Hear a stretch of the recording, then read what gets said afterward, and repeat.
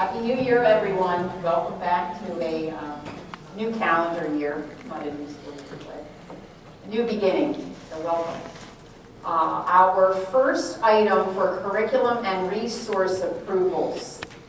We had anticipated requesting the approval of the revised computer programming course, the Principles of Computer Science and Programming. However, we're going to postpone that request until February at the request of Mrs. Grasso, curriculum leader, and her department, who would like to have some additional time to review and evaluate the resources for that course, and they would like to have both the curriculum and the resources approved in February.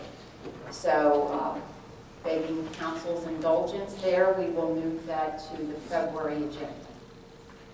So that moves us to Ms. Scheib, who will speak to us about the curriculum and the resources for the grade 11 Advanced Placement English Language and Composition.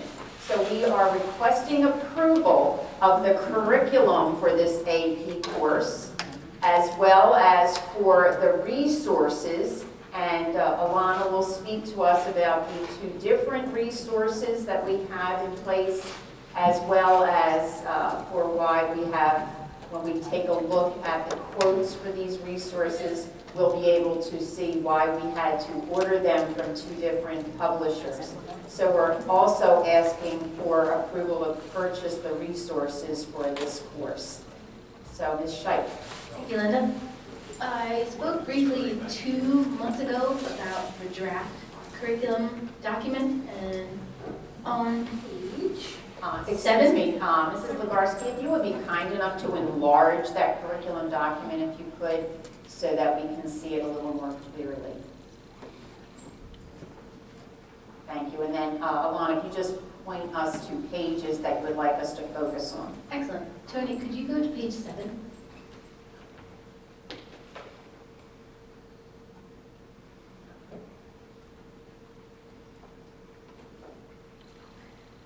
This is the overview of the curriculum in the 4 areas. So we have on the left rhetorical strategies and the topics that we would discuss in that category. Logos, pathos, and ethos, the art of rhetoric, as it were. And then visual rhetoric is a separate concept, and then doing the analysis of said rhetorical strategies. On the right-hand side, you have modes of discourse, and there are A through G, the different applications of modes of discourse, so that would be a unit of study. Bottom left, argument construction, how it is that one actually creates an effective argument, what does that look like in published arguments, and then making their own arguments. And on the bottom right, synthesis construction is where they are integrating all of the analytical abilities into a single paper. So finding, analyzing, doing the research, and then synthesizing it, which is one of the fantastic Common Core skills. Alana, before you go much farther, could you explain to the lay people in this room what the difference is between the current AP literature course and the language and composition course? So how will this be a different experience for students, and why did we need language and composition? Well, fortunately, the AP language course, the one that's being proposed right now, is the art of argumentation. If there were a way to boil it down, that would be the shortest version. How to effectively communicate an idea to someone else to convince them of something or to inform them of something, and all the different strategies that go along with it, the different styles, the different genres, the different categories, all of that. AP literature is the study of classic and modern literature. It's looking at what would be considered the compendium of English works and how to analyze them in a very short amount of time and master the ability to do analysis of someone else's work. So you're constructing an argument which is solely analysis of what someone else has put together. These, in the AP language course, is the argument that someone else has put together. So rather than literature as the focus, it's more on essays, published essays, and some short stories and a couple of novels that already exist in the 11th grade curriculum. I hear you mention argument over and over again, which we all know argument is a focus of the Common Core standards. and the difference between argument and persuasion. So this is very important in terms of our students' preparation as being college and career-ready students in the time of the Common Core. Thank you. Going further into the document, if you were to go down one page, you would see the synthesized standards that are being addressed by the course and what it is that is being asked of the students. I don't know if you're interested in that, but we hit all of the reading informational and writing literacy Common Core state standards that would be appropriate for AP language. I think the reading information is very important as well, Ms. Scheich. Indeed. It's not just about literature, but Exactly. informational text as well. And the primary focus of the course is on informational text and nonfiction so that we can get a good grasp of that area. Tony, could I tell you to go down one page? These are the vocabulary words in the Tier 2 and Tier 3 categories. So looking at the kinds of terminology that we would expect students to be able to come out with a core understanding of. And the final thing, all the way down, the very last page, is the list of all the resources. I'm sorry, it's page 14. So those two books that are listed in the first right side column, Language of Composition, 2nd edition, Language of Composition Teacher's Manual, and then the standards that are being addressed with those texts, and underneath that, 5 Steps to a 5, and the standards that correspond with those. And the books themselves are fairly substantial and compulsory. This is the epitome of AP language throughout the nation. This is the book that, if you're teaching AP language, this is the one you want to get. And it comes with a teacher's manual if you buy it from the publisher. If you buy it from a separate organization, you do not get this for free. So when we're looking at the quote, that's why it is included from 2 separate vendors. The budget made sense. Anybody have any questions? There is an online version of the book. It is the exact same price as the book version. There's no deduction, there's no benefit to having it accessible just online versus the book itself. If you get the book, it doesn't come with online included. If you get the online, it doesn't come with the book included. You can have one or the other for the same price.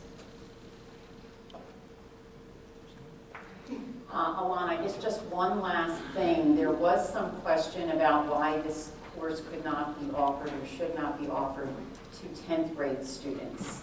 Could you just answer that question one more time, please? Sure.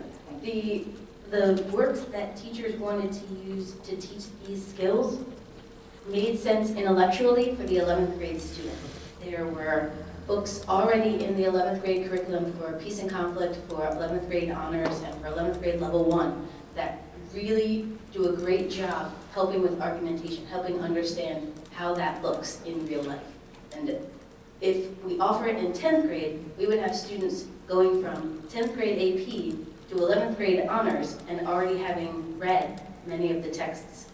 And that seemed a little silly. Does that help at all?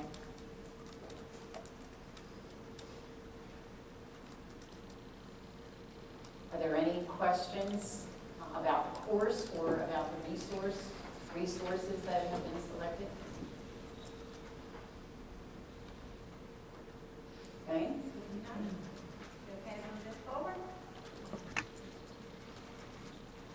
Thank you, Mrs. Simonelli. Thank you, Ms. Scheich. Next item, we request approval of the 2013-14 district calendar. Ms. Sachs. Hello, everyone. Thank you, Dr. McNeil. Can you hear me okay? Well, we can hear you good. There we go. There we go. Thank you all for the discussion that was had at our previous BCC. I was not able to attend, but it's a good thing I'm not singing. But I was happy to hear about the input that was requested from our entire teaching staff. And so we did send out a survey with the 4 specific questions that were asked, and we have changed the calendar as we're presenting it today. into the results of that survey. So there were, should I just put it down? There were, oh wait, okay. Thank you. So there were a few changes that were made as a result. The first question we asked is whether or not elementary teachers wanted to move evening conferences from Thursday to Wednesday evening. And the response was that yes, elementary teachers did want to do that, so we did make that change in the calendar. So the evening conferences will now be on Wednesday, November 6th, or at least they are in our proposed calendar today. Tony, could you scroll down a bit so that we can see November?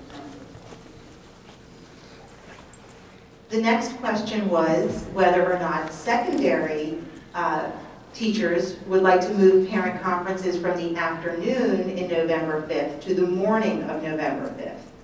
And there was a response that yes, teachers would like to do that. The difference there was about 49 teachers who said yes, they would prefer to do that. We had a total of about 506 responses. So we did change the calendar accordingly with that response. The next question was, would you like to have a vacation day on the Friday before Labor Day, which then adds a day to the end of the school year? And 61% of our respondents said yes. So we did make that change to this proposed calendar, where the Friday before Labor Day is a vacation day. And then we added one day to the end of the school year in June. And then the final question had to do with makeup days. That posed this way: January 2nd and 3rd are currently listed as the first weather emergency makeup days.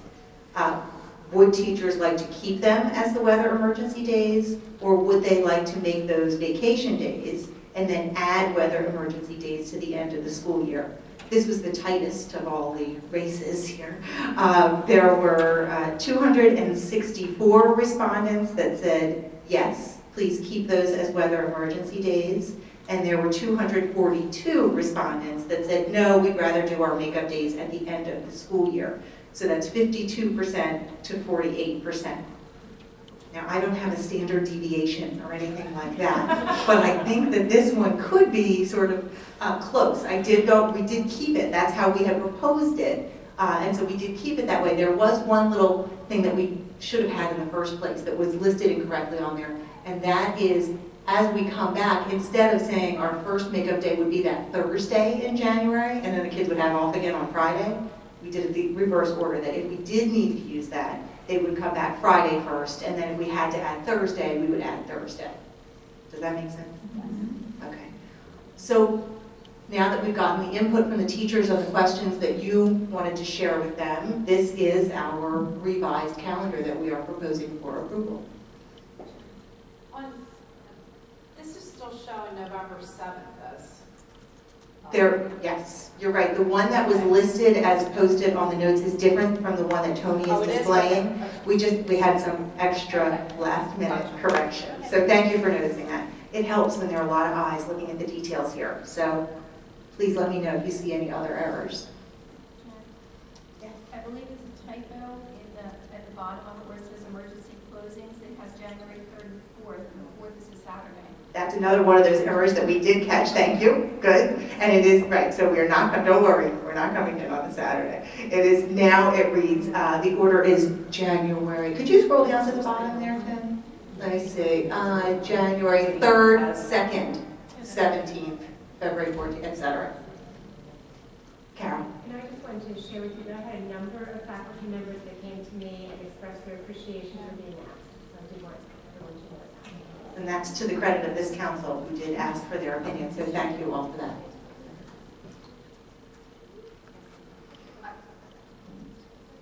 I would like to thank Stan also for doing the survey and asking teachers for their input. And also what I found fascinating is that last question was so close. And I mean, 506 is a great response, but there's 800 and some teachers. So if you didn't get what you wanted, I ask your other teachers why they didn't vote. So we did listen, and I do appreciate the effort. Any other comments or questions? It says on here June 12th and Yeah, but it's still, oh, you got rid of it. Never mind, sorry. Okay, thank you. No, it's good to look, good to look. Sorry about that. We were continuing to make changes accordingly. Sorry about that. So in the interest of clarity, Saxa, perhaps we could have the calendar, the real calendar that we would like to have approved, posted on the K-12 curriculum Moodle site so that everyone can see the actual calendar that Tony is posting for our view there in the projector. Because what's posted now on BCC is not accurate, as you know. Okay. And then that calendar that you'll post will be the calendar that will move forward for the board's approval next week. Thank you.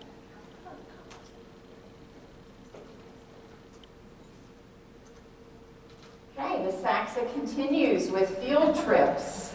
All right. Don't worry, I won't sing this one either. We only have one field trip for which we are requesting approval.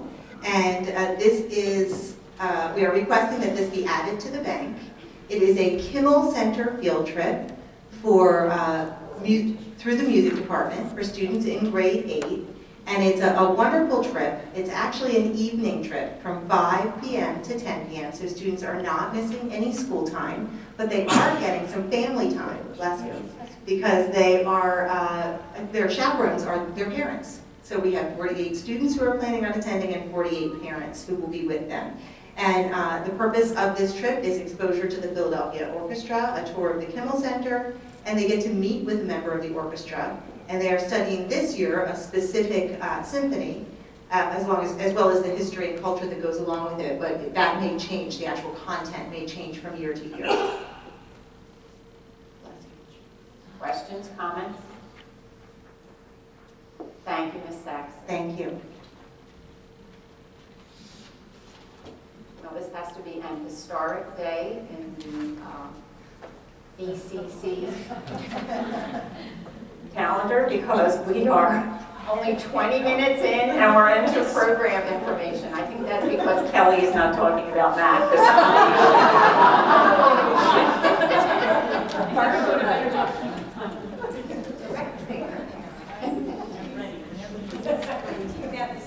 Linda, can I ask a question? Of course, Did you couple of course. inputs? You'll have to go to the microphone.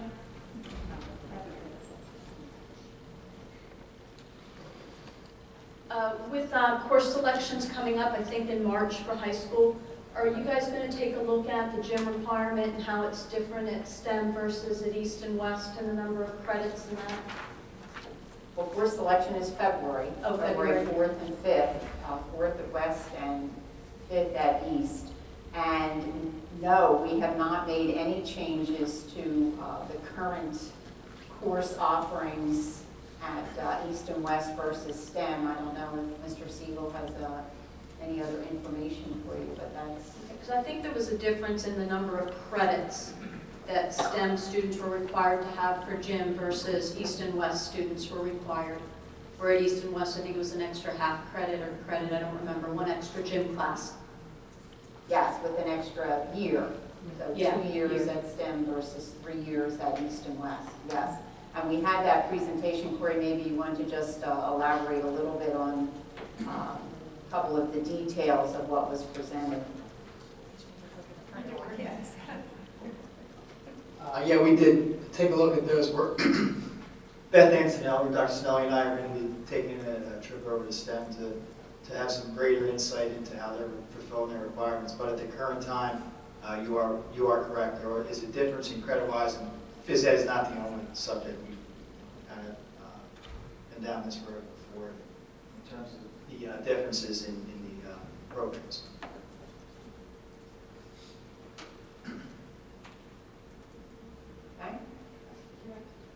Okay? And Corey, I agree there's differences in the program. My only concern is, and I've heard it from parents, I had a child who did PE over the summer so it could increase their academic rigor.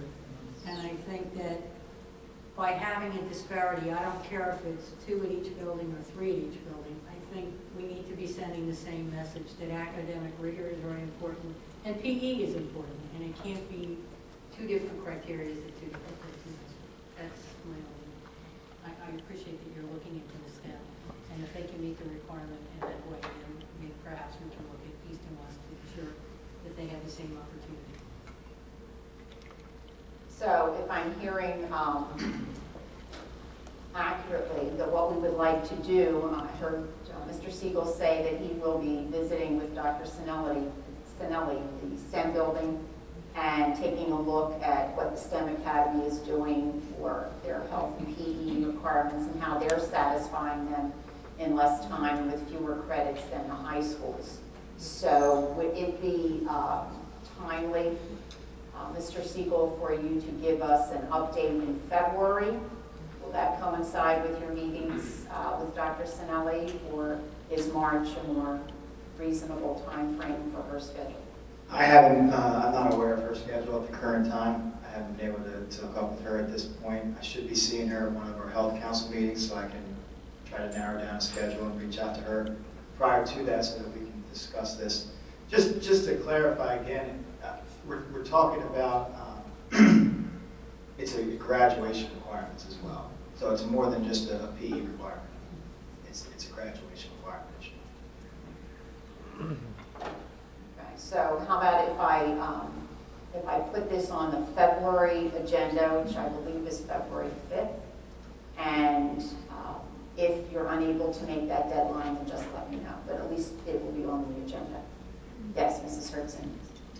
Well, the board has talked about this a number of times. We also had a presentation about opting out of, at East or West, opting out of a PE requirement, depending on if you're playing in a sport, possibly you could opt out that way. So we've had that discussion, we've had that presentation. I think before we go down this road, I guess the way I look at this, if this is about a graduation requirement, I really think that's a board direction. I mean, the board needs to give the direction that we want this changed. Now, granted, we might want some more information, but I do think that this is something that we need to decide at the board level and then run it through the curriculum council. Right? Am I missing something there? Well, there is going to be a graduation requirements task force put in place because there are so many graduation requirements we need to take a look at because of the Common Core and the Keystone requirements that are coming to us from the state. So that group does need to be assembled to look at more than just health and PE. So you're right, Mrs. Hurt-Simmons, it is a group, collective group that would include, of course, board members, administrators, teachers, curriculum leaders, as we did the last time we took a look at the graduation requirements, I believe was around 06, 07, something like that, when Dr. Griffin was assistant superintendent. So we do need to do that again because there are other things that need to be changed. If I may ask, so that we're not doing two things, the same thing at two different levels, when is that committee going to be formed and when will they have a report ready? So the plan was, the principals and I had a conversation, and they asked that we would start this conversation in the summer of 2013 and then continue the task force through the fall of 2013 to get the work done so that we would have something in place for 2014-15, because our concern is that graduating class of 2017. But we need to get them in place with requirements if they change. All right, so the board really doesn't need to make a decision until we hear from the report from the committee. Yes. Recommendation. My only comment is that my recollection when the graduation requirements were established for STEM, there was a rationale among the committee that made the recommendation. At this point in time, it's eluding me what that rationale was, but I remember there was a conversation that thought related to The scheduling. Well, and then to piggyback it, I know when sitting on the STEM Academy task force, and my memory is fuzzy also, it was because of the academic rigor, and I don't disagree with that. My only question was, at the two high schools, a lot of times you have students that are doubling up on sciences, increasing their academic rigor, and the gym requirement makes it, the third year, makes it difficult to meet the same standard of rigor that we're pursuing in the state. And I can't address that either way. The only thing I know, we just talked about adding class to the gym opportunities at the high school. So I'm a little confused there about what the actual need is. But I am also, piggyback on that, I think that we do need to look at, is there an alternative path for kids who want to do some different things with their schedule. But my understanding also was that a lot of accommodations are made when people ask, especially our examples are here. There are no. Well, Paul Garley is shaking his head yes. Can I speak Well, to Paul? maybe that's in more recent years. I mean, Again, yes, accommodations. Accommodations like allowing students to take an A and an F day at gym class, so that it's not so rigid in terms of places to start a class. We've been making those for probably the past 4 years that I can speak to on the East Campus. And those type of accommodations are and have been made. Some of the most difficult students to accommodate are music students. Because anytime you have singleton classes, that's where it becomes difficult. For a singleton, if you only have one AD bio class, that jams it up like you were talking, Jane. So we have been doing a better job at making all courses available and not being so rigid with our schedule. But it doesn't, those kind of accommodations don't account for someone who's adding a course so that they need more periods in the day.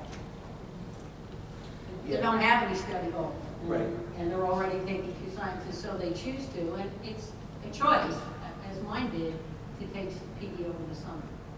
So, Yeah, just let me jump in. You're all right. The STEM Academy was absolutely the schedule, and the types of courses that are required, pathways, totally different than the other two. I see magnet school. Both high schools exceed the graduation requirements for phys ed. So they're well above what the state requires. That's up to our board to say we're going to take them lower or at the state requirement, because they are above the state requirement right now. The third thing is, and we've talked about this for a number of years, we can take care of this by simply giving the principals the power to make these changes, to abide by Chapter 4, which is less than what we're doing at our 2 high schools.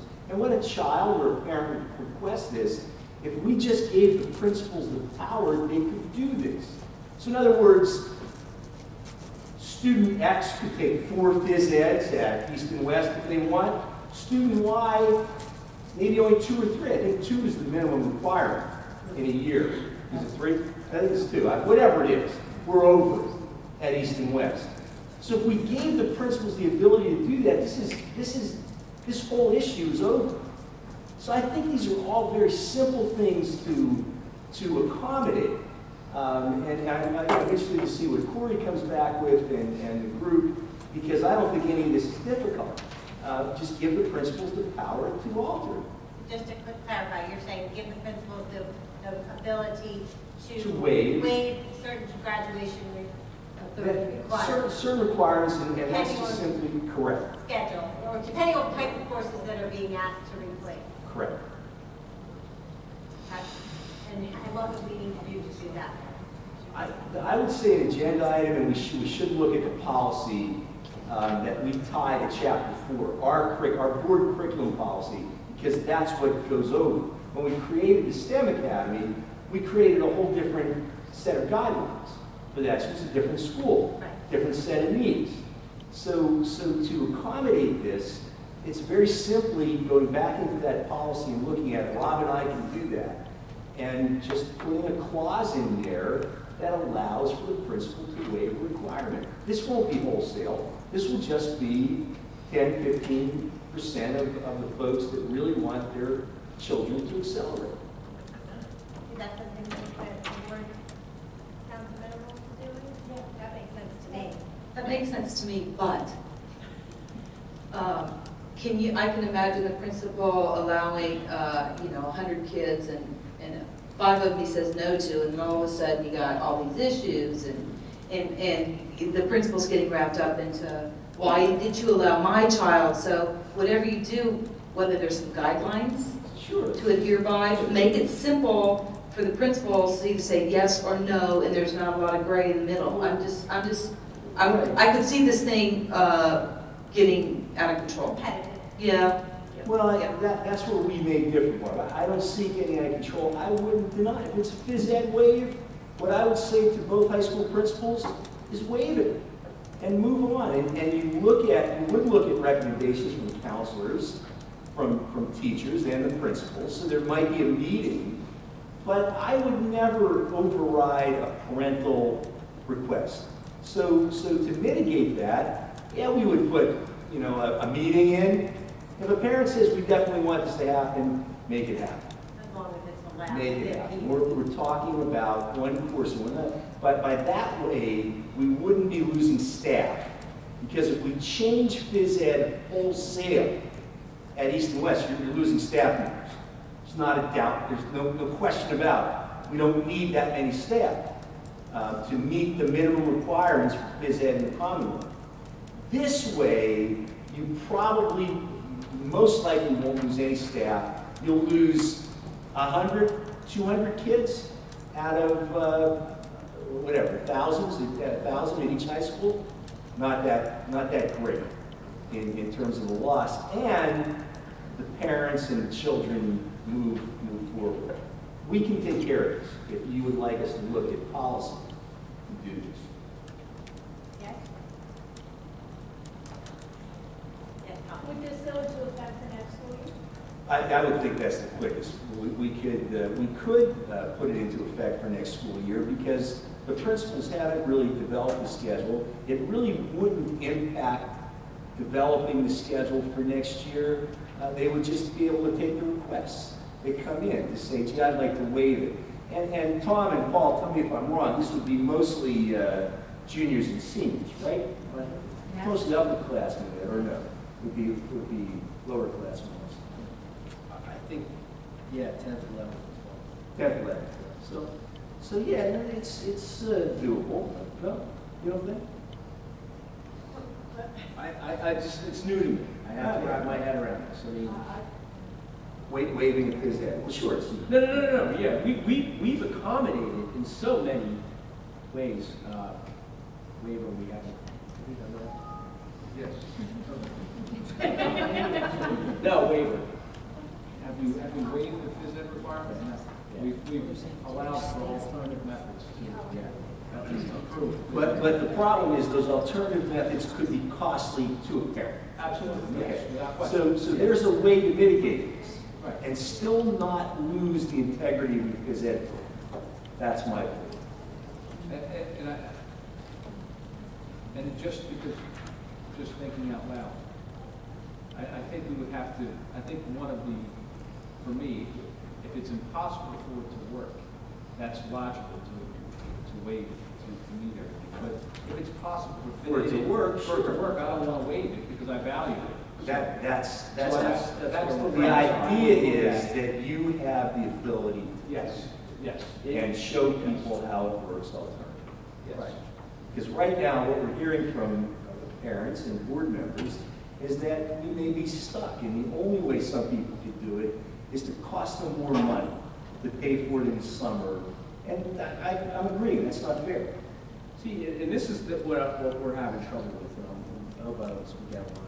We've looked at this up and down, and with the flexibility that Paul was speaking of, which is changing the schedule around, we really haven't found many kids that need to do this. I mean, we couldn't find one. We looked at our valedictorian from last year, who was a music student, took every music. A kid should take 28 credits, okay, or has the ability to take 28 credits while they're through. They only need 24 credits to graduate. We don't understand. I mean, we're not finding it, you know, Jane.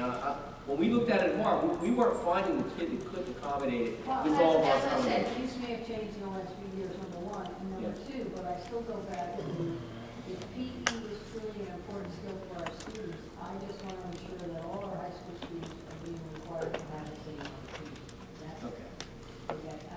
I am very uncomfortable that they have different requirements for that skill set from one building to the other. Okay, but you now change this whole discussion. Well, You flip the entire discussion away from helping kids to get academics to now the integrity of phys ed. in the short run, I'm But- fine with this okay. today, but I do think philosophically we've asked, and even, and Pia, maybe you remember, at the last meeting, I was under the impression that we were gonna look at how STEM is fulfilling the requirement. I mean, maybe they found a way to get the skill sets in 2 years.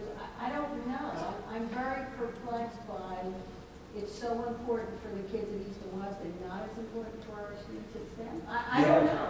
I don't know. That's a whole different discussion than we are now. Now that requires Corey to come in. Isn't that what I thought the discussion was at our last meeting? Yeah, I think we were looking at that. And the other thing is, and I respect, Tom, what you were saying, but when kids go to East and West, their knowledge is that they have so many credits they need to have for gym. So they may not be looking to replace a gym class with another class because they may not be aware that that's even an option. I mean, I've had a number of kids talk to me about wanting to audit, for example, a class, but they didn't know that they could possibly do that and go during their study halls to sit into a class that could fit in their schedule. So I think that there's a whole lot of options out there that families and kids are not aware of. And so that might be why you're not seeing those requests. I don't want to reinvent the wheel. You're talking about looking at graduation requirements, so that's fine. We can have the discussion when we talk about graduation requirements. I don't think that's privy to this conversation. I'm very comfortable with what Paul and Tom said they would like to do for next year and having the authority or the ability to weigh. But I think it is a good discussion to have when we talk about what our graduation requirements are for all our high school students. So I'm not asking to reinvent the wheel right now. So just to have closure on this item, are we going to take a look at the policy and bring that back to? Yeah, we'll take a look at the policy with Tom and Paul and Rob and myself. And then we'll come back. Let's do that. Try to put that on the February agenda. Let's do it. Let's put it on. Which means, Rob, will you make sure it gets on the policy agenda for, We'll meet. get You there? have to meet first and then figure out a timeline from there. Okay. All right, program information. Excuse me, you know what, let's let Carol, Rob, let's include Carol in that meeting also, please. I'm sorry. I'm sorry. Program information, I saw Mr. Campbell come in, very timely. Mr. Campbell. This item is just an informational item, but it's important that Mr. Campbell is here to speak to it because it may seem a little confusing to those who are just reading the words. Thank you, Mr. Campbell. Good afternoon. What I have here is during the scheduling portion of when I was just arrived at STEM, I was able to not hire 0.6 of a teacher, mostly because we didn't have our TV studio in yet, and some of the pathway courses were scheduled more than they needed to be as far as a teacher load. So what I'm doing at this point is I want to bring the TV studio online, because it just went in November, as well as have a person, that same person, that would also work in the engineering pathways in the labs where we have machinery that is very expensive as well as very dangerous, to have students being able to work in there throughout their time outside of their classroom. Their teachers can't do that because they have 30 teaching periods and they are filled to their schedule. So bringing that was already budgeted for but not hired in July or June, I now want to bring that on board in January. So I don't know if anybody has any questions about that.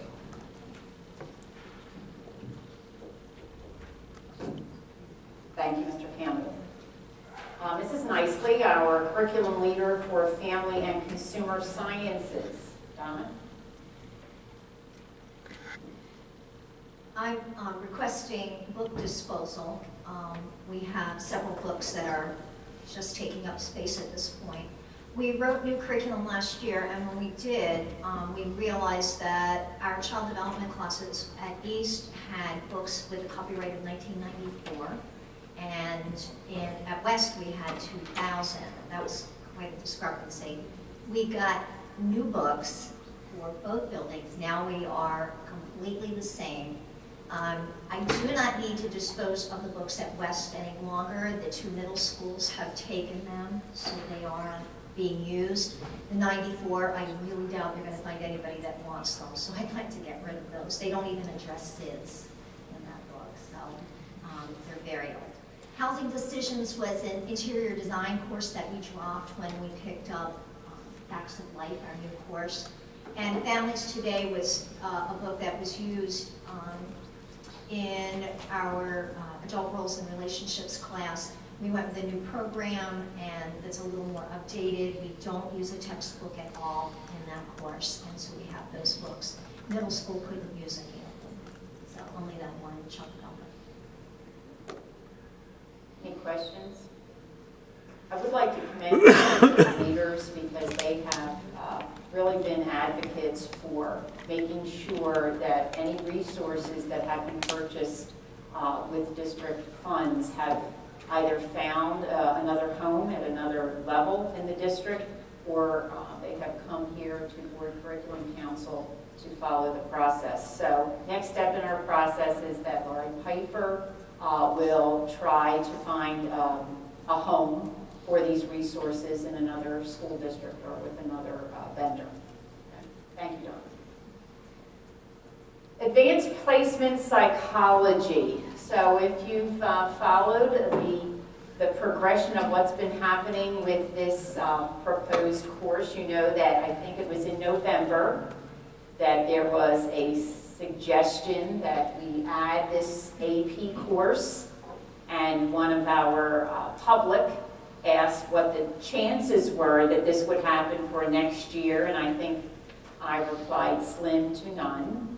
And then our curriculum leader took hold of it and really started to do some legwork, did a survey, worked with the principals. And so Sharon is here to give us an update on where we stand now with implementing the Advanced Placement Psychology course in the 13-14 school year. Ms. Jackson? Thank you, Dr. McNeil. At this point, we would like to request additional time to continue gathering information. It seems unlikely that we will be able to implement it this year. The primary reason for that is we have not been able to fully develop the budget because we, despite our best efforts and many attempts to get around their scheduling, we have no idea where the trainings will be held, and that makes it absolutely impossible to look at the numbers in terms of cost, and it also makes it very difficult for staff to commit to attend trainings when they don't know where they will be or how long they will be, and that has been our biggest hurdle that we were not able to get past.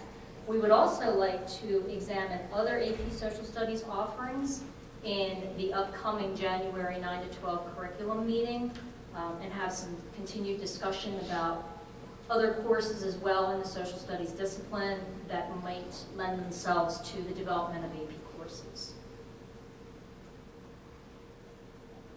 Any other questions?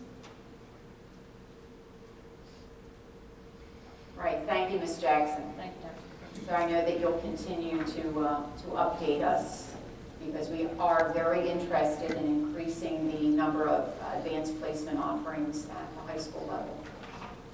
Mr. Case has for us an update on the software survey that he completed. Thank you. Well, trying to maintain the brisk pace that we have here at BCC and not be the stopper. And no singing, right? I didn't look at anybody when I said that. Okay. We've done a software analysis. I'll tell you a little bit about it here. We have a big picture. We're a data-driven organization. There's a lot of data here, tons and tons. So I'm just going to give you some snapshots of what we found, so just to gain some understanding about our environment. We'll talk about some locally installed software, and we'll also talk about websites.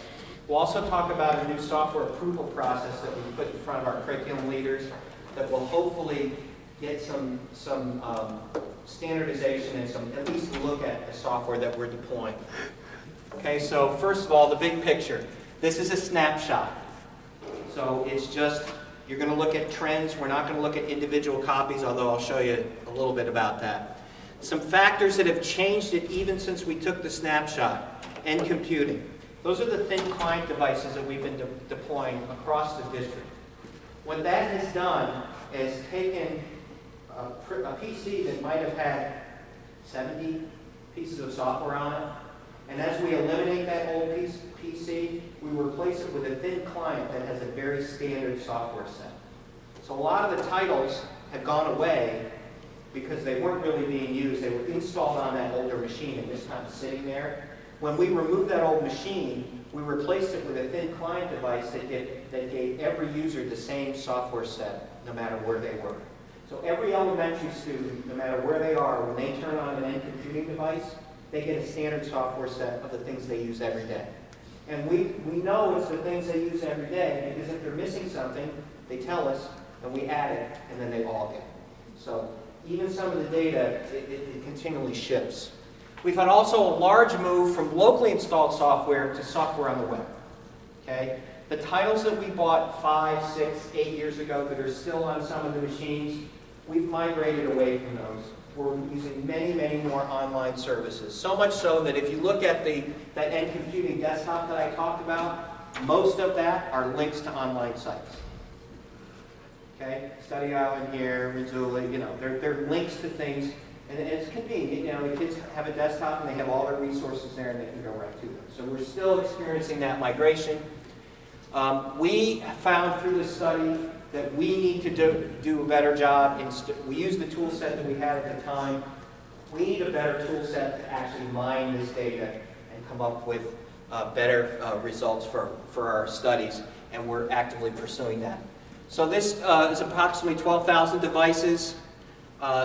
You know that we've had a history of kind of decentralized purchasing, so the software in one location may not look exactly the same as the software in another location. And as we found too, we need a set of standards to at least review the effectiveness of what we buy before we buy or after we buy. So here are the samples. We're looking at trends. You can't read them. They're an eye chart. You can't read them. Okay? So at the top is 10,000 copies, and at the bottom is 120 copies. And the trend you want to see is that most of our software is under 2,000 copies in this sample study. The ones at the top, I'll flip it over so you can actually read them in the next slide. But most of our software is basically 100 to 2,000 copies, 12,000 devices, remember, across the district. Okay? So if we look at actual titles, and I'll help you here. The top title, you'll see this in the next slide in the table, Microsoft Office. Okay? On every device. Google Earth, Smart Notebook, Acrobat, Parcourt, Success Maker, and down the line. Okay? In actual numbers, Microsoft Office at the top, FileMaker Pro, which is interesting because we have a lot of copies of that, but we can't find many people that use it on a daily basis. So it was probably installed as part of an image many years ago, and we just keep putting it out there. Smart Notebook right up there, FileMaker Pro again, because the software doesn't distinguish between versions. So it's going to list, we have 5,000 copies of FileMaker Pro 10 and 8,000 copies of FileMaker Pro 6. So some of them have 2 on there. Here's your Acrobat here, Harcourt. Here's FileMaker Pro again, version 9. Read Naturally, Insight Learning. Here's another version of FileMaker and Office. you can see that most of we have a really big drop off at about 1,000, and then we get into these very, very small, like here's AutoCAD installed in our CAD labs, okay? So this is a snapshot. It doesn't represent even what is in there today because we're constantly shifting, but at least it gives you an idea of what the trends are. So what's the conclusions? Obviously, the #1 application that we have on every device in the schools, and I'll show you STEM separately, but you'll see the same thing. It's the #1 application we have installed everywhere, and it's pretty obvious. FileMaker Pro, we don't see widespread use. We have a tremendous amount of installed copies. So that's something we probably don't need and we can eliminate. Like I said, we find very few people that even know they have it. Adobe Creative Suite, this is another one that we see installed on lots and lots and lots of machines. And it's a great program. It's in use in our art classes. But as a general rule, we don't see a whole lot of people using Adobe Creative Suite, especially because the machines that it's installed on are not really powerful enough to run it effectively. Julie's nodding her head. That's the art person in the room here. So we have a lot of that software. Once again, probably came as part of an image that we could probably eliminate. The next time we buy these things, we want to make sure we get titles that are actually going to be used. STEM has a little different way of classifying your software in the program that we use to read it. We actually see how many hours and minutes each application is used. Kind of interesting. #1, Chrome, which is the browser. #2, Word. #3, Firefox. 4, iChat. And you can see that Chrome shows up several times depending on what version they have. Okay, and so you can see down here, here's Skype, PowerPoint. So the Microsoft products are really at the top of the list at STEM as well. Down here you see West Point Bridge Designer. So that's a locally installed software that's unique to STEM. And basically there's a lot of browser-based access for resources outside the Microsoft Office suite. So you're going to see that reflected in their actual usage of software. Okay? They have a very standard tool set software for each machine on the ones that come from the district. But this is very, very interesting. The majority of their access comes from a browser. Okay, online services. If I thought that the locally installed software was difficult, I really wasn't ready for what was in store to find out what online services we have. At least on the locally installed stuff, I could actually use tools to go find out. But I'll tell you what I found out. It's highly decentralized previously. Some of the titles I'm going to show you were actually looked at and approved. Some were not. They were just purchased and they're there. Okay? And I would tell you too that the more I think I'm to the end, every day I get new data coming in because something has renewed and they want me to pay for it. Which is, if it's an approved district-wide thing, that's what that budget is for. But if we've never heard of it and it's only being used in a very isolated area, that's a problem. And that's not a technology problem. That's a curriculum and instruction. Somebody needs to evaluate the software to see, should we be using this? And if we should we be using it wider?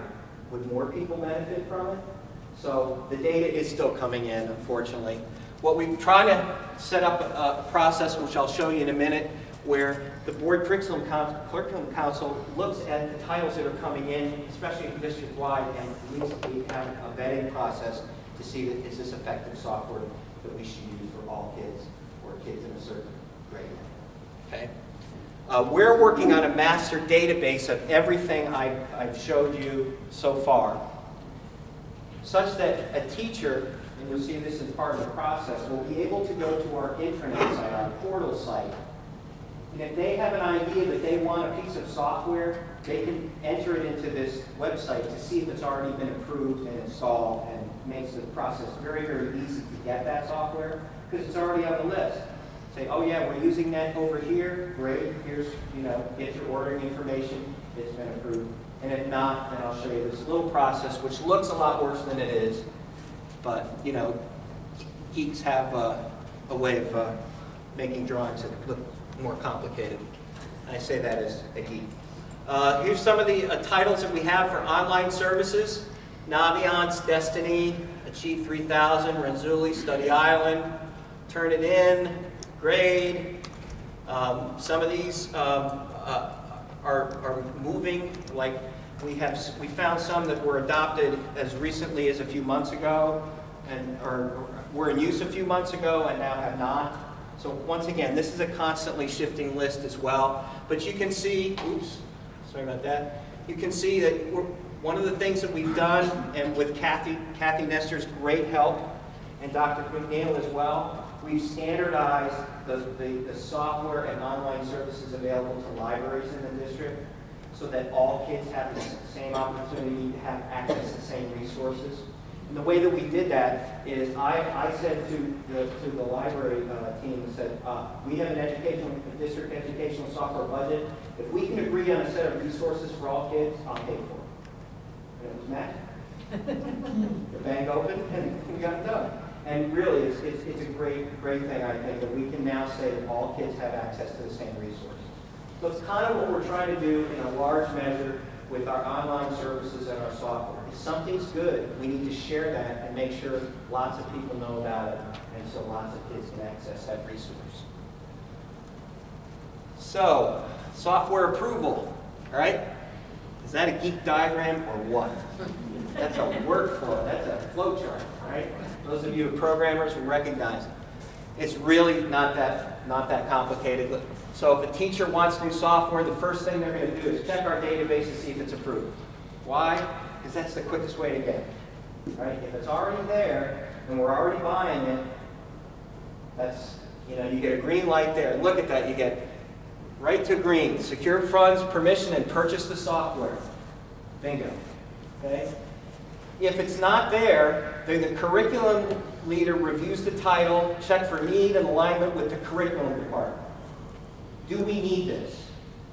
Do we need 17 fifth grade math programs? That's the question, right? Probably not. They may be able to direct that person and say, well, here's one that's approved that we're using everywhere else. I'll check that out. So if they approve it, they send it to the geek department, and all we are reviewing is, can we support it? If you pick a title that's copyright 1996, we probably can't support it, right? But web things, you know, there's got to be browser requirements. We're just going to check everything, make sure it's compatible, and we can support it. And if it's a large purchase, we can assist in price negotiation to get the price down. We can leverage other pieces of software that we buy or we know we buy to get the price down. So we approve it, and then it goes, the curriculum leader brings it to this group and says, we need this software. BCC approves it, goes to the board, and then we get to work. And any one of those times, if you get a red light, somebody doesn't approve it, then it stops. So it's really easy. See if we have it. Is there a curricular need? Does it work on our network? Does the curriculum council believe it's valuable? Does the board approve it? That's it. We're trying to make it as streamlined as possible, but we also, I think, agree between curriculum and technology that some review, some vetting is necessary so that we can measure the effectiveness of what we buy. And I think that's kind of what I heard from the board in doing the study, that we wanted to be able to measure what we buy, making sure that we use what we buy. And hopefully that's what we found. I'd be happy to take any questions.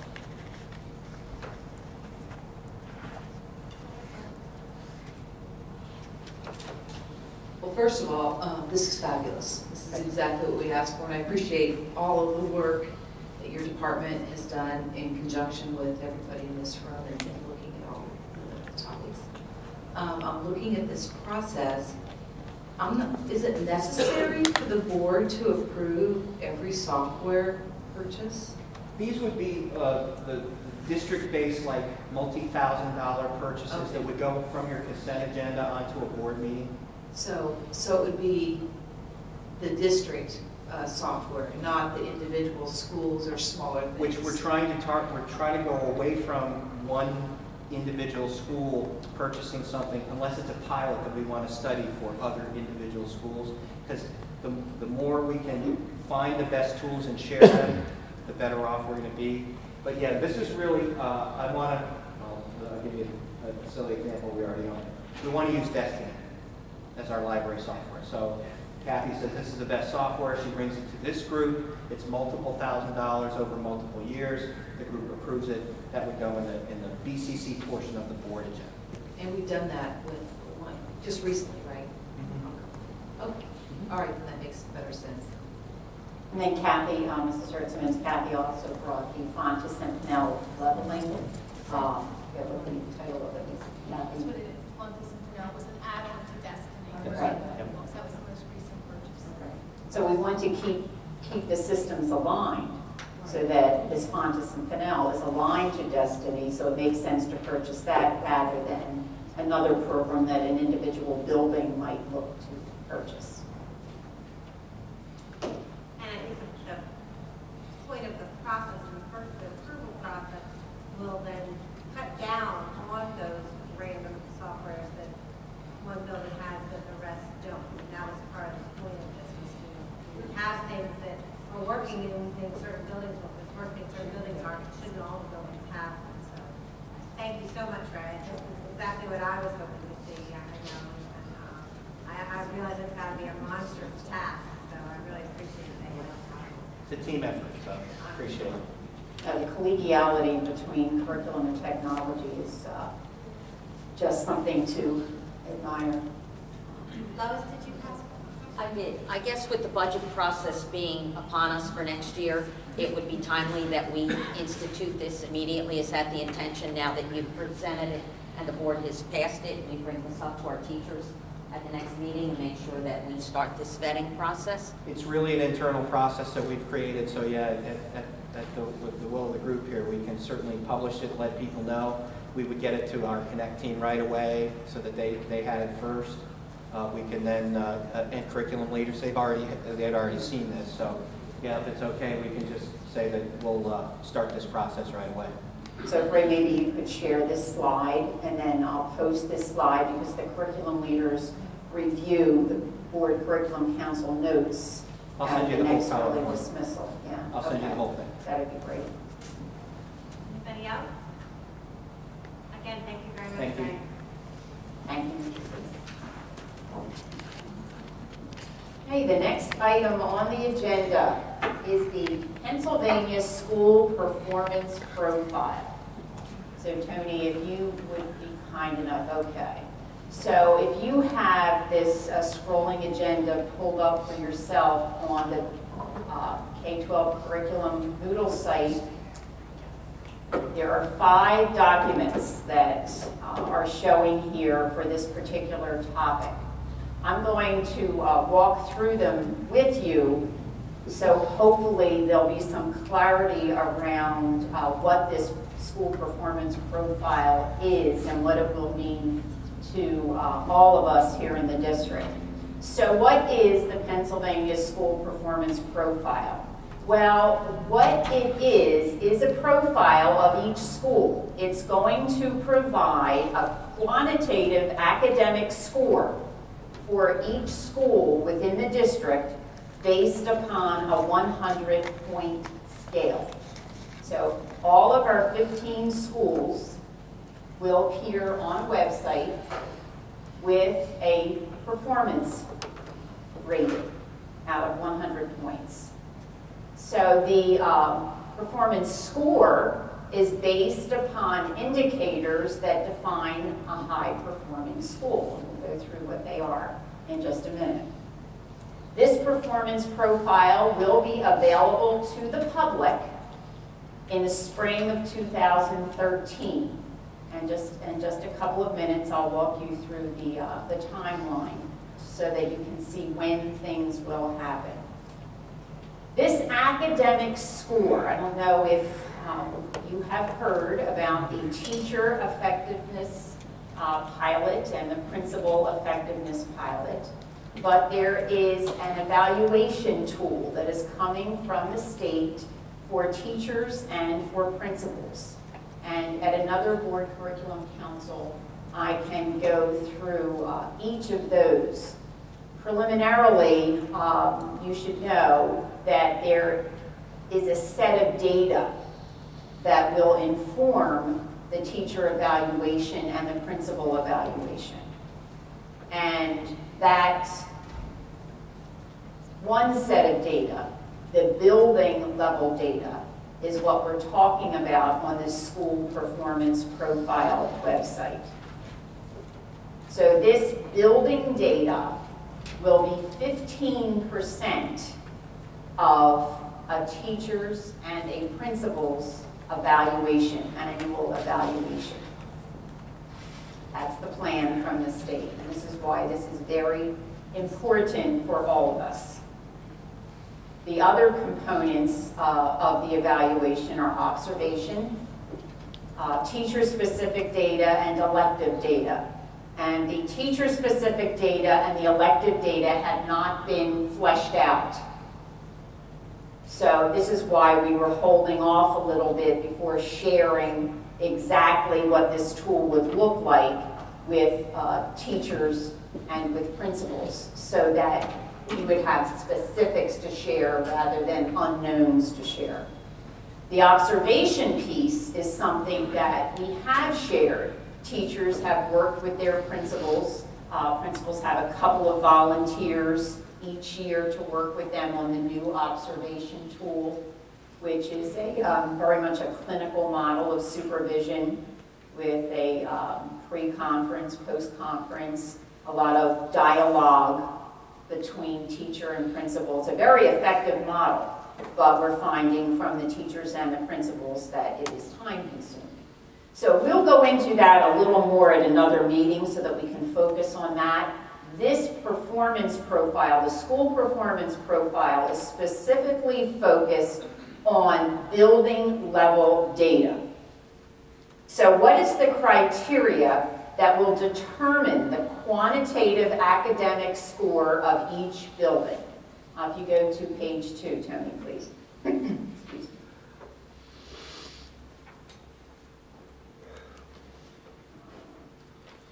Page 2 should look like, yes, understanding academic performance score. So you can see on this sheet of paper that there are basically 3 components that are making up the 100% or the 100 points. 50% of the building score has 2 sets of criteria. Now, number 1 has a number of items in it. PSSA, at the high school level, if it's a technical school, it could be an industry certification test like the NIMS or the NOCTI. Grade 3 reading proficiency, interestingly, is teased out from among the other PSSA scores. And when I went to the annual SAS Institute in Hershey that the state held, they were very clear about the research on grade 3 reading and how students who are not reading at grade level by the end of grade 3 are less likely to be successful in school. So they are teasing out that grade 3 reading score as an isolated measure within that 50%. AP course participation, so how many kids are taking AP courses, and SAT benchmarks. Are we hitting the benchmark, which I believe is 1550 on a 2400 scale for SAT testing. So are we hitting the benchmark, and with how many students? The second measure in this 50% is closing the achievement gap. Now it's the same page, Tony. Same page, right? Is closing the achievement gap. And that closing the achievement gap looks at 2 groups. All students, so are all students hitting the target for proficiency, and then the performance of historically low performing students. And we'll go into those groups of students on the next page. But if you think about this, historically low-performing students are a subgroup within the all students. So those students are being counted more than once. Just let that digest a little bit for you. Because in the focus group that I attended, this created a lot of stir among the administrators who were part of the focus group. So you have to, you know, I'm reading this probably for the umpteenth time. I don't know how many times you've read any of this. It is all, it's only available if you are a registered member of SAS. You can access it, and I'll show you how to do that so that you can get access to all these documents. But it's very important for you to really digest what is happening here and understand what it means for us. So that's the 50%. The 40% is annual growth, academic growth, as measured by PBOS. So every year, you will be measured, we will be measured by the growth of our students. And you know that one of our challenges in our district is moving our students who are proficient. Are we moving them? Are they growing at least 1 year or not? So that's 40% of a building score. And then 10% of the building score has to do with what they call other factors that influence achievement. And those are things like graduation rate, which at the high school level has really,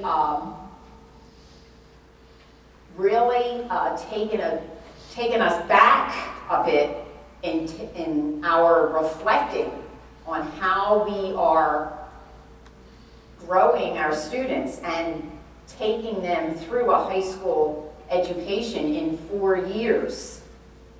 Promotion rate has not been an issue because we've never had to account for the students that we promote or hold back.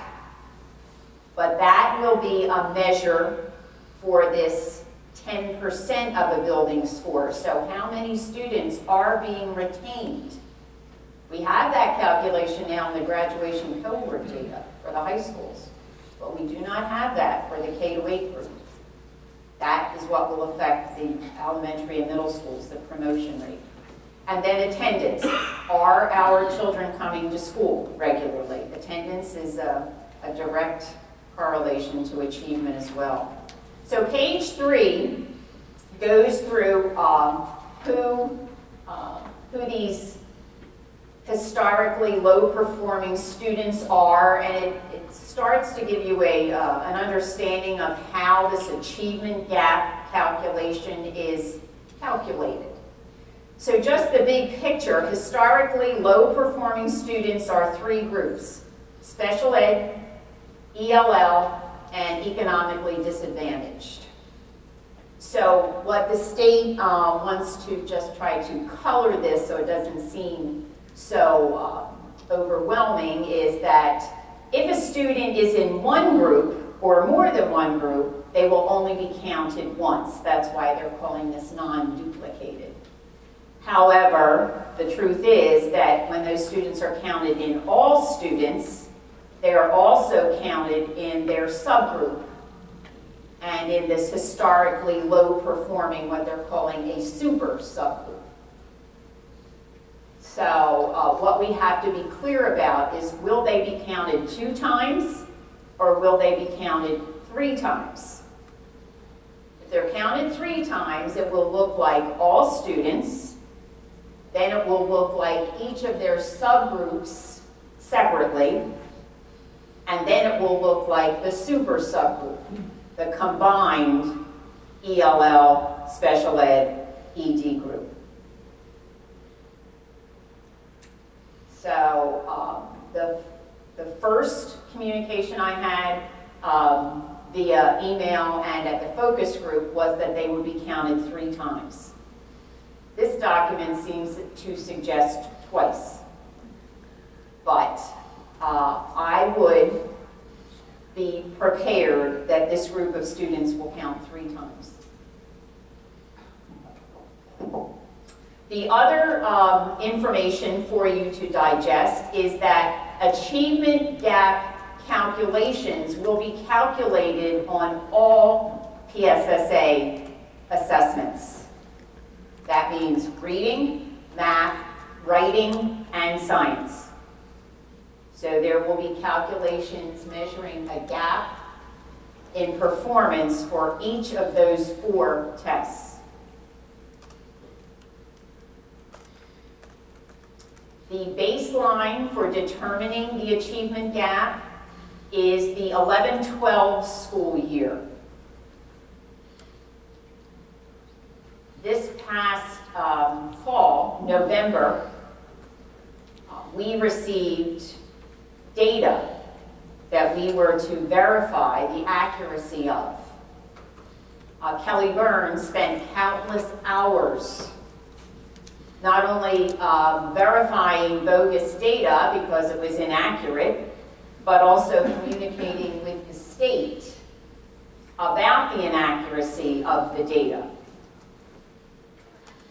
So Kelly, to the best of her ability with the data that was available to us, verified the data. I'm going to jump you to page 5 before we go into this calculation, which I think will just put you over the top. We'll go to the timeline, another page. Basically, we have completed the verification window for December. December, the first line that you see there, which I can't really read. Can you make that larger? I have a paper copy.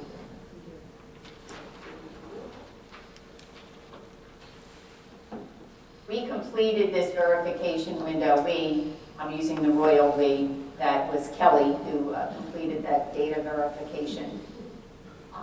You know, without a good team, you're really nothing. So Kelly did an outstanding job on that. We shared this information with principals, the information being that your data needs to be re-verified. And the deadline for that re-verification is January 15th.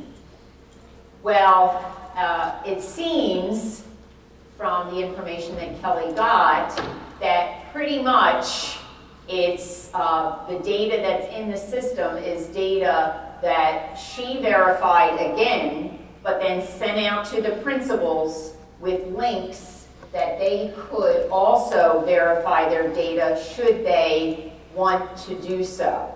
And we thought it was important for principals to see this data because when this appears on a public website, it will say Beaver Creek Elementary School, X points out of 100.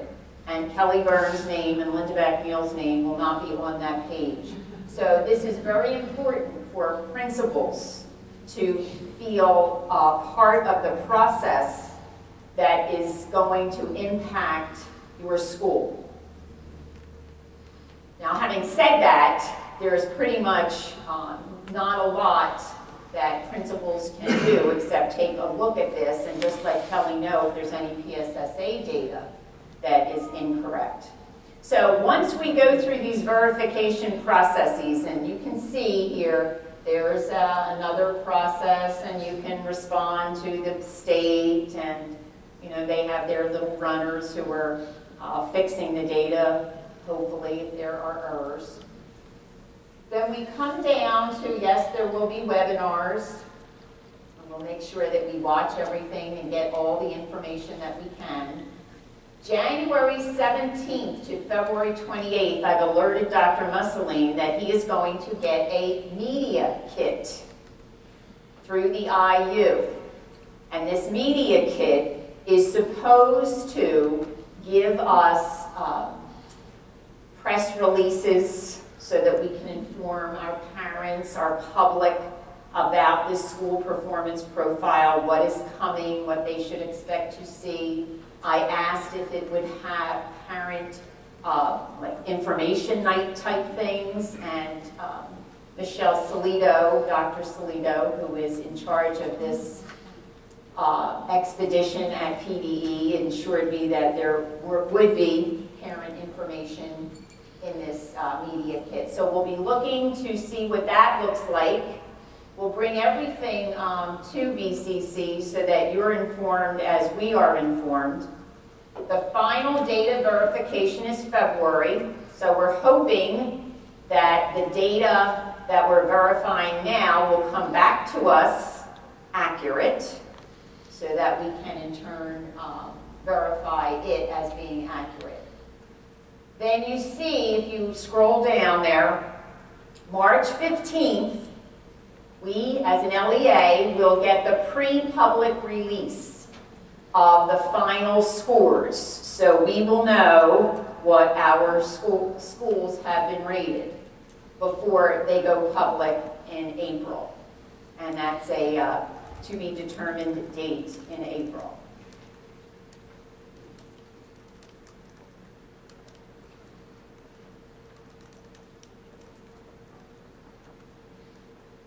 So I don't know if there are any questions. This is as much information as we have now. We cannot get to the website. There is nothing to show you in any kind of draft or beta form. Is that the right technology term? Right on it. Thank you.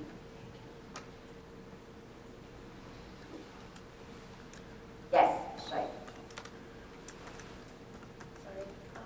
Back on the page that said Understanding Academic Performance Score, the category for indicators of academic growth, the PBAS, says that the progression of students from year to year, it's the same as it is right now. It's juniors being compared with the next year's juniors. It's not juniors and then they become seniors and they're compared with themselves, right? Actually, it's your students that you had for that calendar year that will be compared. So you're teaching juniors right now. So in PBAS, how did those juniors grow with you as their language and composition teacher? Thank you. Linda, Yes. have they come up, and I've asked this question before, so I apologize. Have they come up with how they're going to convert Keystone to PSSA? They have not yet released that information if they haven't. So yes, that question has come up over and over again because that's very important for the high schools because you'll be measured with Keystone data and all of this is PSSA data. And so they said they are working on that, but they do not have anything to share with us. And there were other people at SAS, so if there's anything that I'm missing and not sharing, I know Sharon was at SAS. Who else? Feel free to chime in. Yes? Linda, I think it's important for the community and the board members to realize or to understand that kids on PBAS being compared with 8th grade PSSA, it's like Paul said, 11th grade Keystone, which are totally different tests on a totally different set of standards, has to be doing something totally different. So while PBAS will be thinking they're doing 11th grade, it's not really anything apples and oranges compared to what they do in Algebra 1 compared to 8th grade math. I just don't see high schools how this is even remotely reliable or relevant. A lot of it will be easier to deal with once we have the new PSSAs written. Because the regular will change. But it's on March 15th, when that data comes out, and we see that Youngstown East, Youngstown West, and STEM, their kids do not perform as well as predicted, it needs to be very crystal clear to the community and the board members and the staff and students and everybody that they're not being, what's being indicated is not what's being measured. And there is some statistical focus that's going on with EDOS to get this correlation ready. So they are working on it. Well, PBE's not doing it though, it's EDOS. Like in North Carolina, they're coming up with the formulas. Yeah. So yeah, you're right, your baseline data is PSSA. For the predictor. And now you're taking Keystone. Right, but they will be using the Keystone that these kids just took. It's too little time, right, for the March 15th report? No, but they do have 2011 Keystone data, and that's, But that's a very small number. that's a little troubling to me to think about whether that would be used as baseline data, although it might be positive because it wasn't a very positive score across But it the was such state. a small sample too. Yes.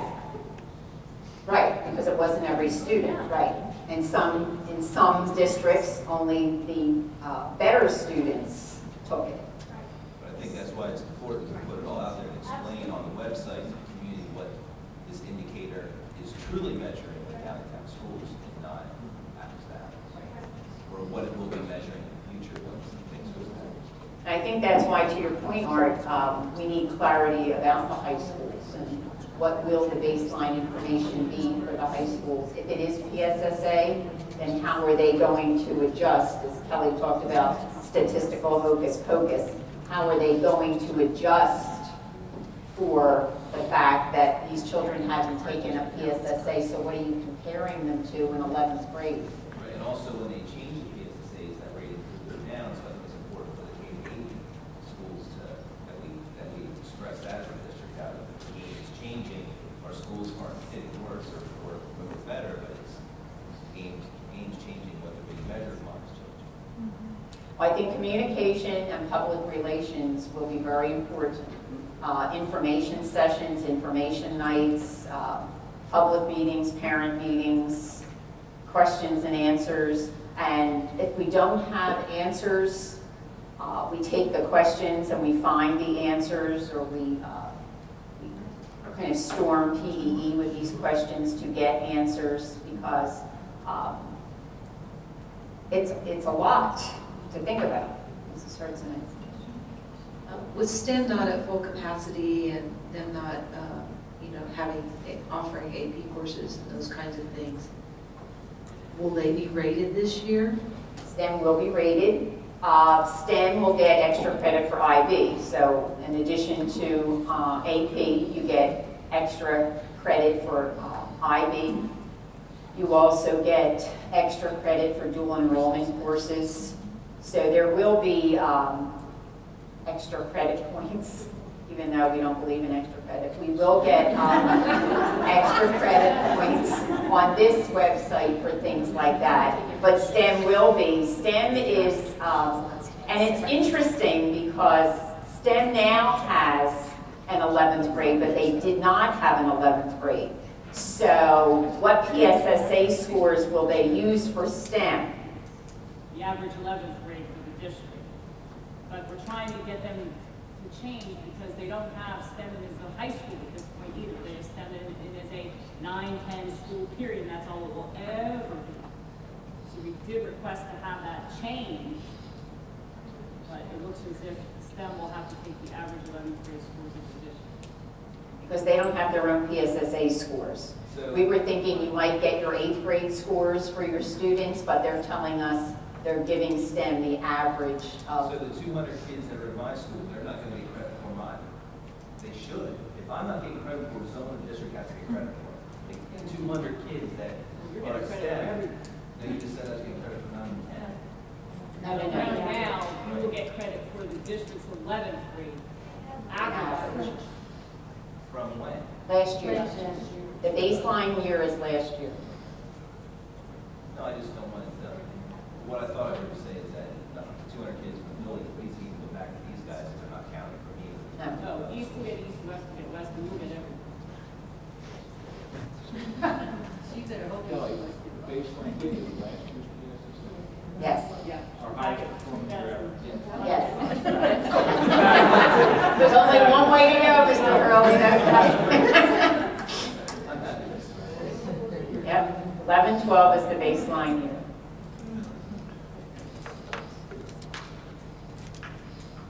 Any other questions? And if you are, have a dying need to figure out the achievement gap, page 4 gives you all of that calculation. Probably the good news is that I don't know that we have that great an achievement gap. When you go through the calculation, I think it will be fairly good news for us. But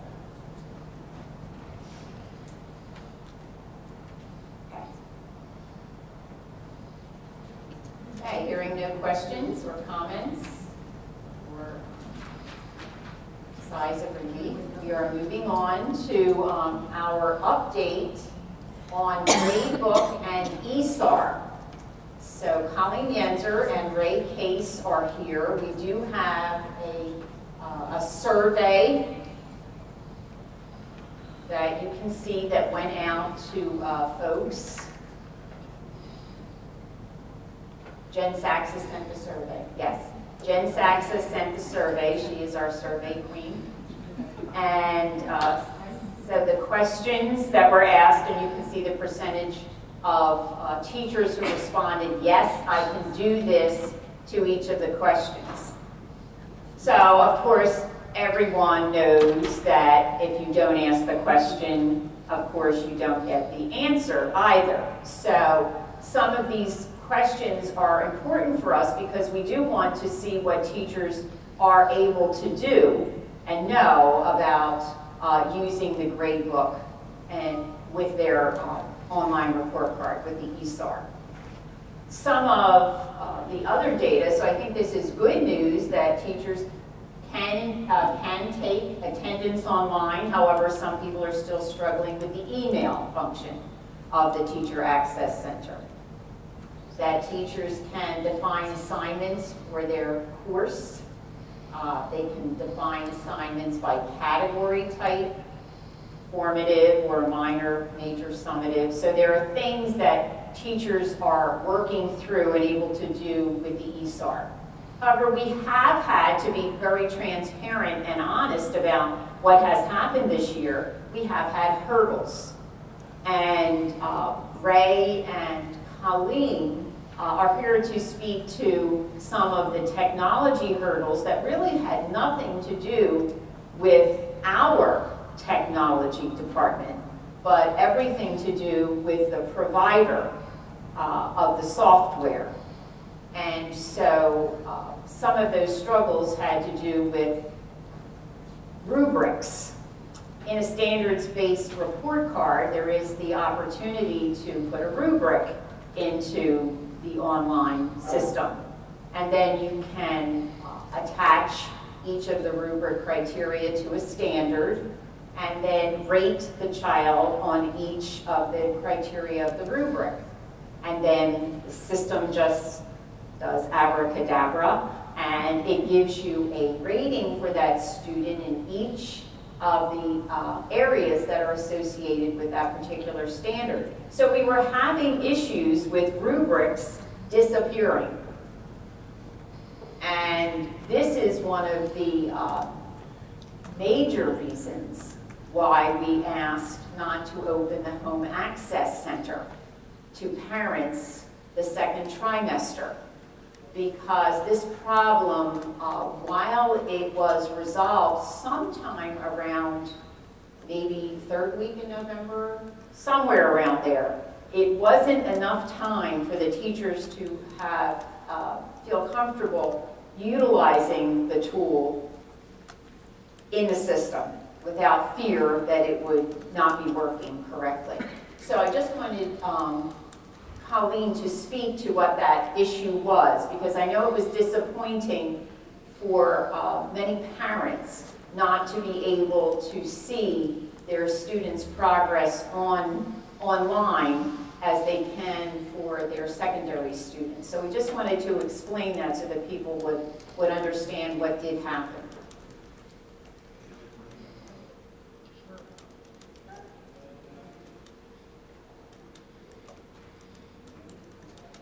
Okay, a little bit about some of the problems we experienced with the initial deployment of the ESAR within the online gradebook. One of the things that we noticed were 4 significant systems with the public rubrics as we had entered them into eSchool Plus. There were 158 public rubrics that were created by the ESAR task force and grade level leaders that we entered into eSchool Plus. Of those 158, at random, they would either disappear, propagate in a non-public area, which the teachers actually did not see, or a teacher would take ownership unknowingly. So those are actually the 4 symptoms that wound up happening, that we wound up taking, and I am happy to say actually why we were sitting here. We've taken the 4th, the least of the symptoms, if you will, patch while we're sitting here from SunGard. On average, when we were seeing them, I was actually off on maternity leave, and I would spend approximately 10 to 12 hours a week cleaning them up and putting them back where they belong while we were waiting for patches from SunGard. They were able to determine that the way in which each one of these symptoms was happening has to do with a sequence that the user would be completing. So it wasn't something that necessarily somebody could test for, if you will, until we found the exact, there's about maybe 6 or 7 steps that a user would go through to add the rubric, but they weren't dependent on each other. Whether I turned a checkbox on or off before a pop-up screen would appear would depend on whether the problem occurred for them or not. And that's what took so long in defining the sequence to see where the problem was in the logic of the program. We took 3 of the patches right around the Thanksgiving time frame and took one, actually, like I said, just about a few moments ago, which, like I said, was the least of the symptoms. There were 2 other critical patches, which are, and actually a little bit were more troublesome to me to find. A teacher, when they set up their grade book at the secondary level, we mass loaded this for the elementary level. For the secondary level, when a teacher goes into their class for the first time for the year, there is a screen that is mandatory for a teacher to complete prior to ever setting up any assessments in their grade books. We mass loaded that for the elementary schools because we wanted there to be consistency. One of those pieces is the fact that they weight their grade book. Okay, and we wanted to make sure we had that 80-20-0 split, if you will, the major, minor, and formative assessments, that those categories were chosen and that those weights were always applied. That is something that has to be done prior to getting into the grade book. It was interesting to find, right around the Thanksgiving time frame, that those averages were applying to the course averages, the achievement grades on the ESAR, but not applying to the standards and competencies to which it applies. When we notified SunGard of this and we started working with them, their help desk and their tier 2, tier 3 support couldn't figure out why it wasn't working. Eventually went down to the, if you will, the standards and competencies programming team, and they said, oh yeah, we never programmed it to do that. None of their documentation, none of their setup, none of their configuration documentation ever stated the functionality wouldn't happen, and it is implied that it would happen, if you will. Does that make sense? So, right, I believe it was the Tuesday of Thanksgiving week, we took the critical development. I was working Friday before Thanksgiving break. I was on the phone with the VP of programming, an entire development team, and we took a patch, if you will, on that Tuesday for the first set to get the grade books online, and to get the grade books and admin functionality complete. And then subsequently, about a week later, we took a patch to make sure that Home Access Center would appear appropriately as well. So 6 total critical patches that we took for to make sure that everything is working now appropriately. I'm anxious to go back to my office to test the most recent patch.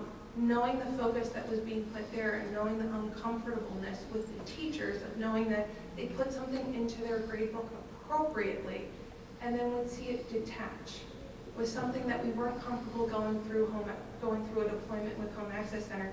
And at the same time, we had planned on doing a pilot, but we didn't have time to focus on because we wanted to fix and make teachers' grade books appropriate. So that's what our focus is on right now, is we have approximately 15 students of parents who reside and are employees of the school district, with the exception of one. The one exception is a director of technology, somebody who can help me at a local school district, okay? To go through and start that pilot session now. There's approximately 50 teachers, 56 teachers exactly, that will be part of that pilot of their grade books would be exposed, and 15 students, and I think it compiles to about 10 parents, because a couple parents have multiple children within the district. And that's the process that we're on now, and we're on course to go through and to open it up for third trimester. So I hope that answers the questions. I'm sorry if it's a little bit lengthy. I'm happy to say that I'm hoping, knock on wood, that we're fully patched and up to date. I would just like to say, and I know that a lot of you have dealt directly with Colleen, that the hurdles and challenges that she faced were pretty large. During maternity leave, all hours of the night, she kept this thing going to where we had a very, I think, flawless printing of our report cards in the elementary school. That didn't happen alone. And that's because Colleen and her team were on this all hours trying to make this work. And I know there was a lot of frustration with things breaking, and it was shared by us, right, because we couldn't figure out why. But all these patches that she's telling you about, she was the one that told SunGard how to fix it. She was the one that told them, this is what you need to do to fix that patch. And I just want to make sure that everybody in this room knows what a tremendous job that Colleen did in bringing this very difficult situation out of the ground. And I know that every one of you that's dealt with her would feel the same, that she's always helped you when you ask. And so I'd like to thank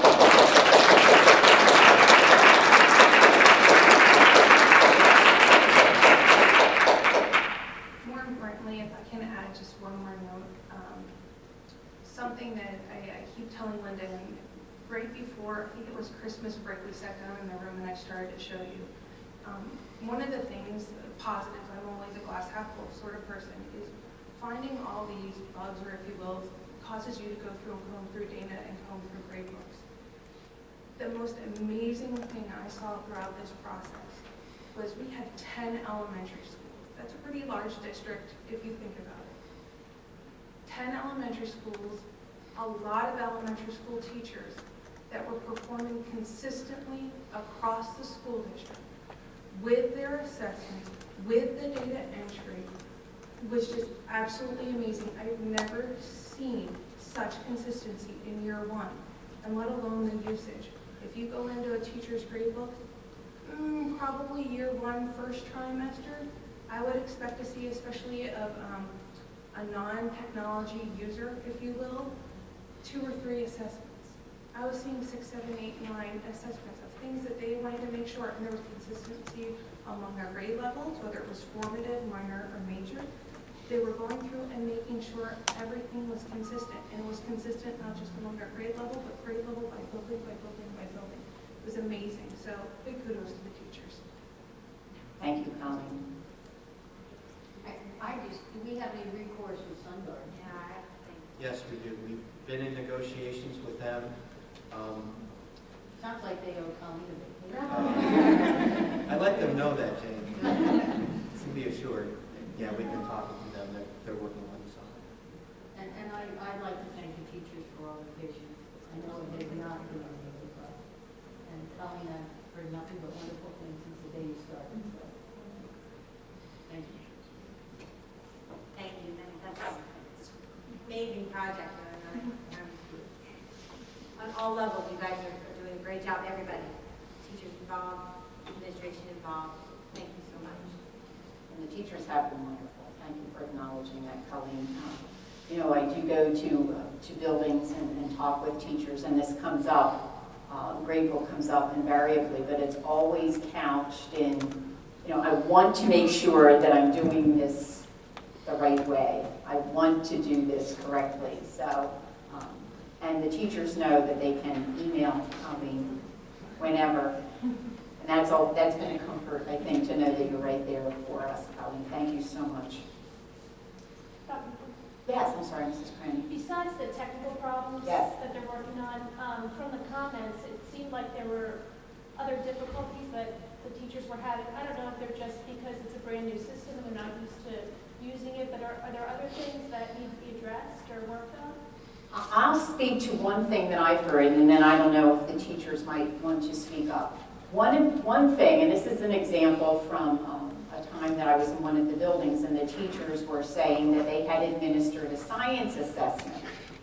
And the science assessment, this was first grade, the science assessment asked the students to place the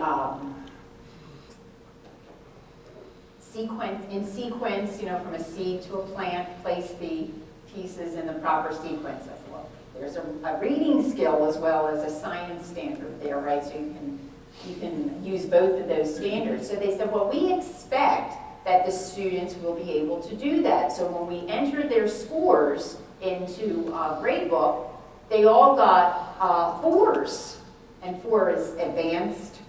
And well, we don't see the children as being advanced just because they could put those pieces in proper sequence. So we had a conversation which is really more than gradebook. It's about almost a philosophy of identifying proficiency before you take a look at what your assessment is. So we had that conversation. So what if you expect proficiency, everybody gets this in proper sequence is a 3, then there is no 4. So you enter whatever the grade would be for a 3. And that way you won't get 4s that really are skewed because it's not what you meant to have in the system. The other thing that it's having teachers doing is at another building, the teachers were talking about similar things, like I'm having a lot of kids come up with 4s, and the children really, I mean, they're really not advanced superior. Well, then we have that conversation again about what is proficient, what is the expected performance, because up to this point, you know, teaching can be a very isolated profession, and you can pretty much figure on what you're doing, and you communicate with a parent, but it's not always as transparent as it should be. But this is forcing a conversation and making things more transparent with grade levels because you're looking for that consistency. So I see that's been a theme, the struggle that the grade that I put into gradebook I have to override because it's not really reflective of what the student is doing. And the conversation has to be what is expected performance, what is proficiency, and then that's how we determine progress.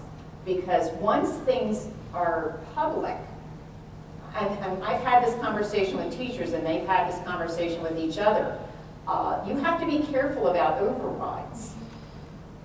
Because the override says that the average, grades 1 to 5 are averaging, kindergarten is choosing the best score. So if you're saying this is not the appropriate score, and that's okay, but what is the reason? Why was that not the appropriate score? So there needs to be a justification or a rationale for that. So that's been a big issue in my mind that I've heard across buildings about expected performance and really teachers not identifying what expected performance is, but rather just if the child got it right, it's 100 or a 4. When if it's expected performance, maybe there isn't a 100. Kindergarten, for example, has a report card where they have 26 letters. First trimester, the children have to identify upper and lowercase letters. So there are 26 letters in the alphabet, right? No more. And the teachers said, well, we expect that by the end of first trimester, our children will be able to identify all uppercase and all lowercase letters. So there is no 4 in kindergarten for upper and lowercase letters. So you get them all and you get a 3, or you don't get them all and you get a 2 or a 1. So they identified the expected proficiency and were very clear.